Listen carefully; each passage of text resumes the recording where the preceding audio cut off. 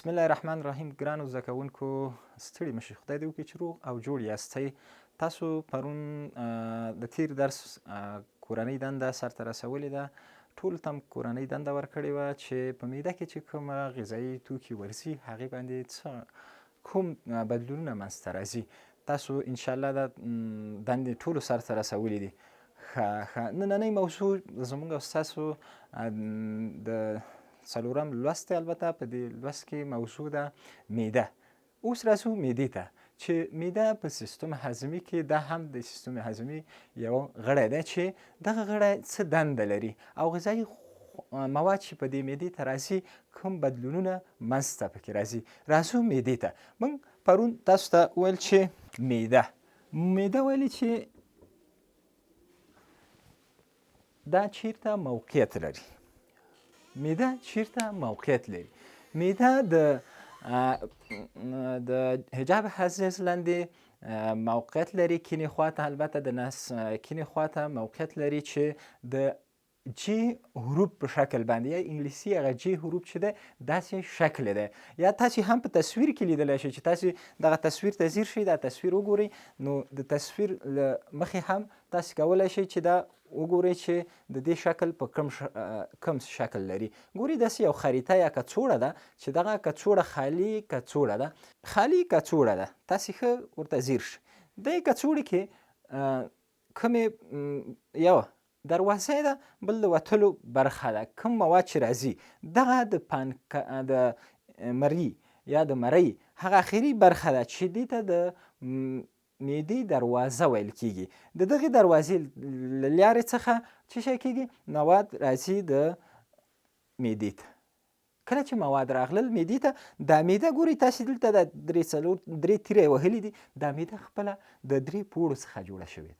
د څو پوړو څخه جوړه شوې؟ له درې پوړو څخه جوړه شوې چې دغه درې پوړونه د درې طبقه عضلات پکې شامل دي. چې دا درې طبقه عضلات کوم عضلات دي؟ هغه مایل عضلات دي، کړهیز عضلات دي او اوږده عضلات دي چې په دې کې دغه عضلات شامل دي. د عضلاتو دنده څه شی ده؟ د دغه عضلاتو دنده څه شی ده؟ کله چې مواد راشي داخل د معدې ته، کله چې په معده کې دا مواد داخل شي نو دا مواد د هضم لپاره دلته راځي. چیرته راځي؟ معدې ته داخلیږي. کله چې په معده کې دغه مواد راغلل نو دلته باید هضم صورت ونیسي. په معده کې یو انزیم دی د پپسینوجن په نامه. د کوم انزیم په نامه؟ د پپسینوجن.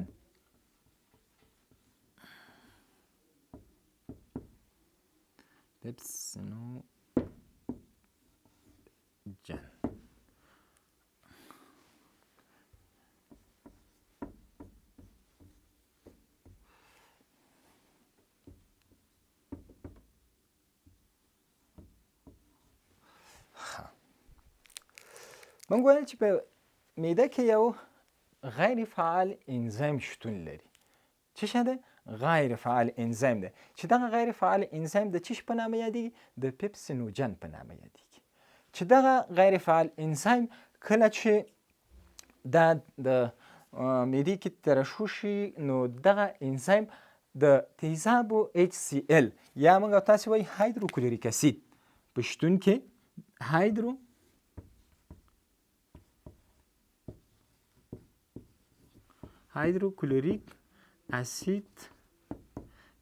هایدروکلوریک اسید یا HCl ورته وایي، مخفف HCl. د دغه انزیم چې غیر فعال دی د هایدروکلوریک اسید په موجودیت کې دا فعالیږي. کله چې دا فعال شو نو د دغه انزیم په فعالېدو سره دا په پپسین باندې تبدیلوي. څه شي باندې تبدیلوي؟ یو فعال انزیم باندې تبدیلوي. چې دغه فعال انزیم باندې اړوي.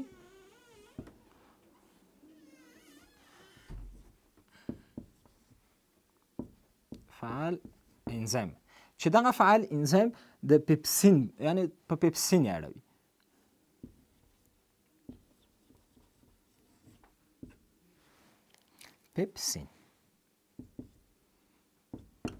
اوس دغه پپسین دنده چې د دغه پپسین دنده دا ده چې دغه پروتیني مواد په ذراتو تبدیلوي. په څه شي کې؟ په ذراتو، یعنی هضموي، په کوچنیو ذرو یې تبدیلوي. نو دغه انزایم چې کله په د دیوار د حجرې څخه معدې څخه ترشح شي غیر فعال وي. دا په موجودیت د څه شي کې؟ په موجودیت د هایدروکلوریک اسید کې فعالیږي. چې کله دا فعال شو په یو پیپسین یو فعال انزایم باندې اړوي چې دغه فعال انزایم په پروتینونو اثر کوي او پروتینونه څه شی کوي؟ تجزیه کوي، په وړو اجزاو باندې تبدیلوي. ښه، معده کې کله چې دا مواد راغلل نو دا هضمیږي. هضم چې کله هضمیږي نو دغه مواد د دغه عضلات په وسیله باندې چې دا 3 ډوله عضلات موږ ویلې د دغه عضلات په وسیله باندې دا په معده کې څه شی کیږي؟ موجي حرکت سره دا اړوي را اړوي او په شیره یې بدلوي. او کله چې دغه مواد راشي داخل د معدې ته، په معده کې دغه مواد څه شی کیږي؟ تمیږي. یعنی دغه مواد چې په معدې ته راغلل، غذایي خواړه یا مواد چې موږ تاسو استفاده کوو دا ځي معدې ته. کله چې معدې ته راغله نو په معده کې دا څه شی کیږي؟ تمیږي. د 2 نه تر 4 ساعتو پورې، د 2 لیټرو نه تر 4 لیټرو پورې هم دغه معده څه شی لري؟ گنجایش د دغه غذایي موادو لري چې دغه مواد په ځای کې ځای پر ځای کړي. بیا دغه مواد داسې نه دي چې د معدې څخه په یو ځل سره دا لاړې شي وړو کولمو ته. دا وړو کولمو ته چې ځي دا تدریجي شکل باندې ځي. په معدې څخه په کوم شکل ځي؟ تدریجي شکل باندې ځي. کله چې وایي په تدریجي شکل ځي نو دغه د شیرې په شکل وړو کولمو ته ځي. البته وړو کولمو په وروسته د معدې څخه یوه برخه ده چې هغې ته وایي حسن عشر. چې شی وایي د معدې بلې برخې ته چې دا مواد غذایي مواد ورځي هغې ته وایي چې حسن عشر.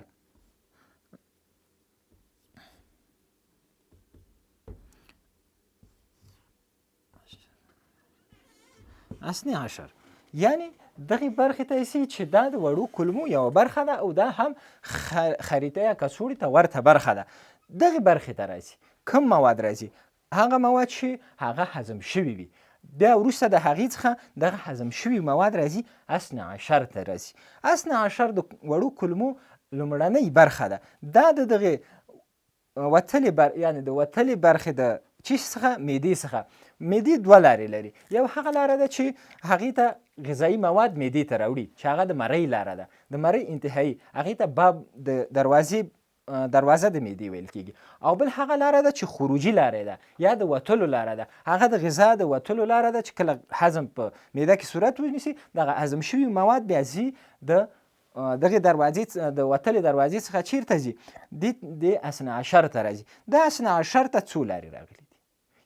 یوه لاره د هغې څخه راغلې ده چې دلته انزایمونه راترشح کیږي چې دا د کیسې صفرا چې ورته وایو، او بله د پانقران څخه انزایمونه هم دې برخې ته راځي او ترشح کیږي د دې دپاره چې په دغه برخه کې کوم شحمي مواد چې هغه هضم ته ضرورت لري په دغه برخه کې څه شی کیږي؟ هضمیږي. او بل د بایل یا د کیسې صفرا څخه یا د موږ په پښتو کې ورته تریخی هم وایي، له دې تریخي څخه دغه مایع راځي. کوم ځای ته راځي؟ دغه حسن عشر ته راځي. حسن عشر کې څه شی کیږي؟ دغه حسن عشر کې هغه شحمي مواد هضموي. نو هضم څو ځای کې صورت نیسي؟ یو، هضم په خوله کې صورت نیسي.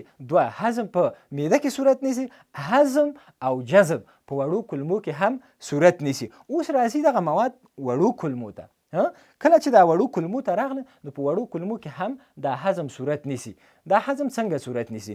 دا هضم چې راغله دغه حسن عشر ته د غذایي مواد راغله نو دغه حسن عشر کې دا وړو کولمو کې جریان کوي. په وړو کولمو کې څه شی شتون لري؟ د وړو کولمو دا مخ چې دی بخملي شکل لري. څه شی لري؟ بخملي شکل لري. او په دغه بخملي شکل کې څه شی شته؟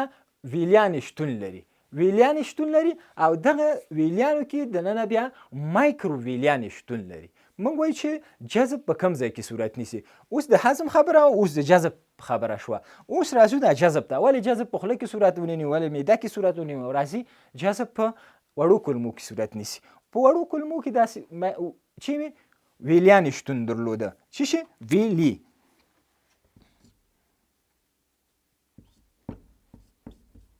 ویلیانې شتون لري. صحیح ده؟ په دغه ویلیانو کې بیا موږ وایو چې نورې کوچنۍ ویلیانې دي چې هغې ته مایکرو ویلي وایي.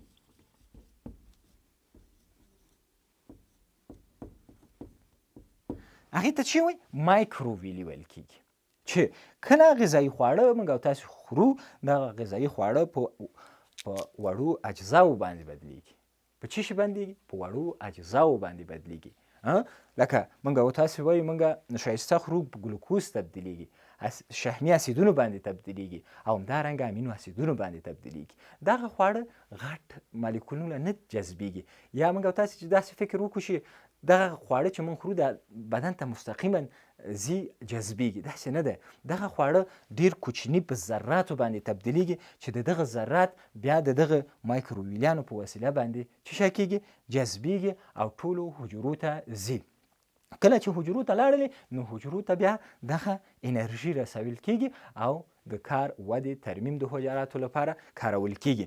موږ او تاسو د معدې په هکله باندې او همدارنګه د وړو کولمو په هکله او راسو غټو کولمو ته. اوس وړې کولمو کې تاسو پوه شوئ چې په وړو کولمو کې څه شی شتون درلوده او په دغه وړې کولمې چې د وروسته د معدې څخه شروع کېږي دا په لویانو کې البته په لویانو کې 6 مترو ته رسیږي. څه شي ته؟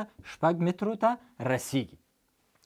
او دغه 6 متره وړې کولمې شتون لري او د وړو کولمو په مخ چې دی بخملي شکل لرلو او په دغه بخملي شکل کې څه شی وه؟ ویلیانې وي او مایکروویلیانې وي او په دغه مایکروویلیانو په وسیله باندې دغه غذایي توکي چې په کوچنیو ذراتو باندې تبدیل شوي دي دا څه شی کېږي؟ جذبیږي.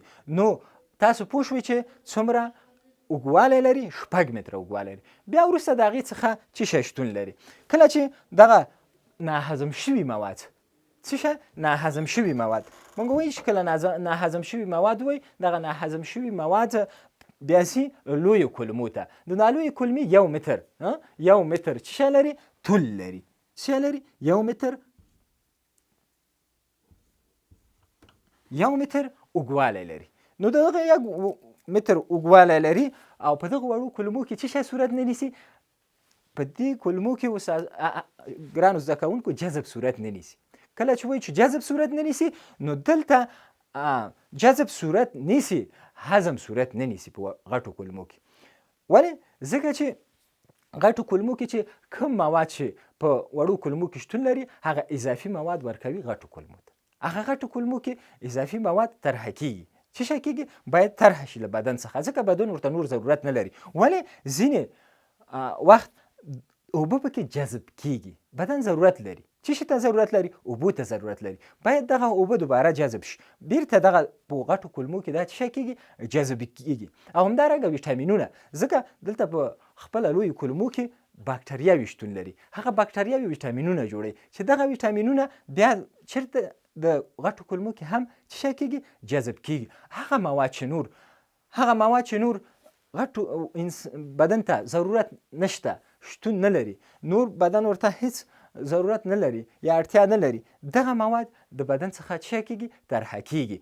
ځکه طرحه کېږي چې دغه مواد انسان بدن ته ضرر رسوي. نو ځکه باید دا د بدن څخه څه شي؟ طرحه شي. نو موږ تاسو د هضمي د سیستم معده، وړې کولمې او لویې کولمې تشریح کړلې.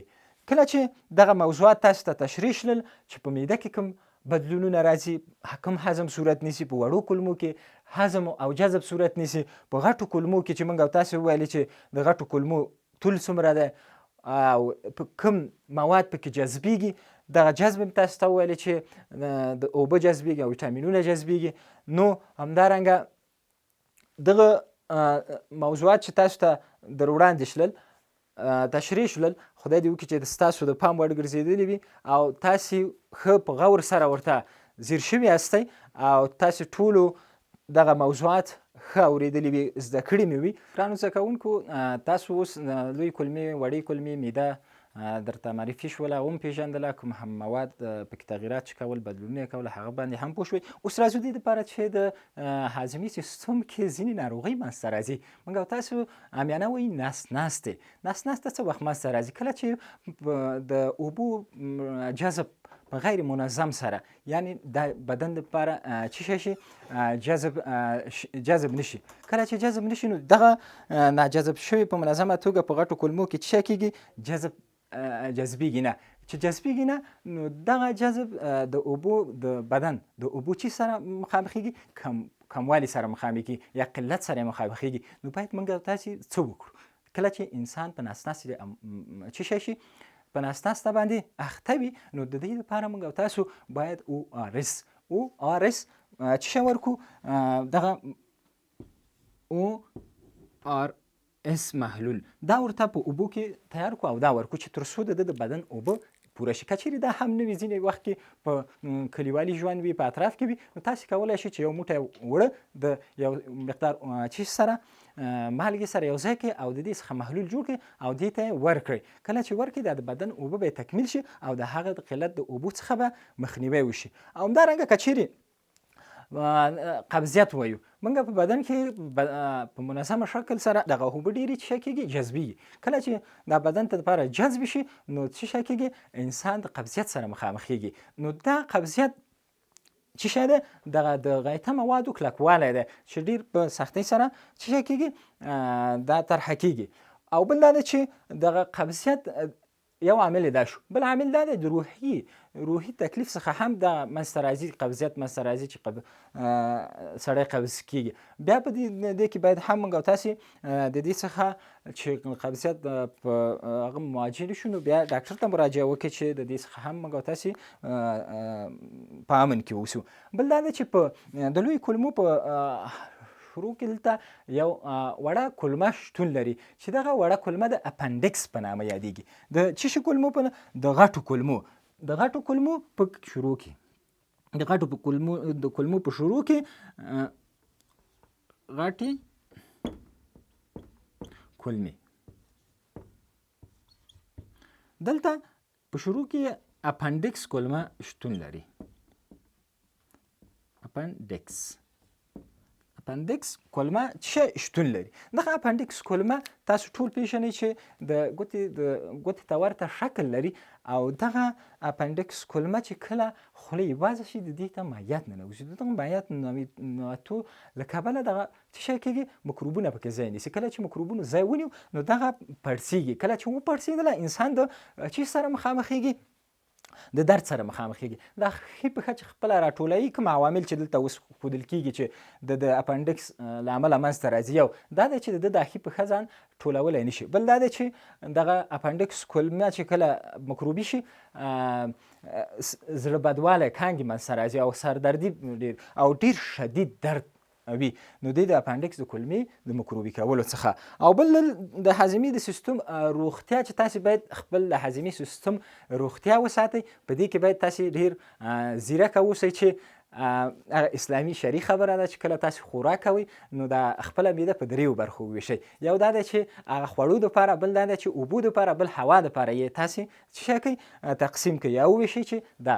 او بل دا دی چې د ډېر خوراک څخه مخنیوی وکړئ چې ډېر خوراک مه کوئ او خواړه به په هغه وخت سره توسیم اوقات سره خورئ. او بل هغه مکروبي خواړه یا خواړه چې وخت پرې تېرېږي د هغې څخه ډېره ډډه وکړئ هغه میوو څخه.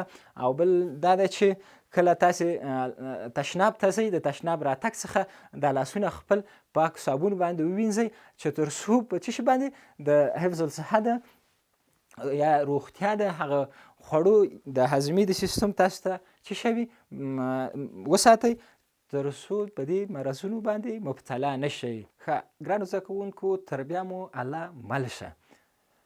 خدای دې وکړي چې دا درس ستاسو د پام وړ ګرځېدلی وي.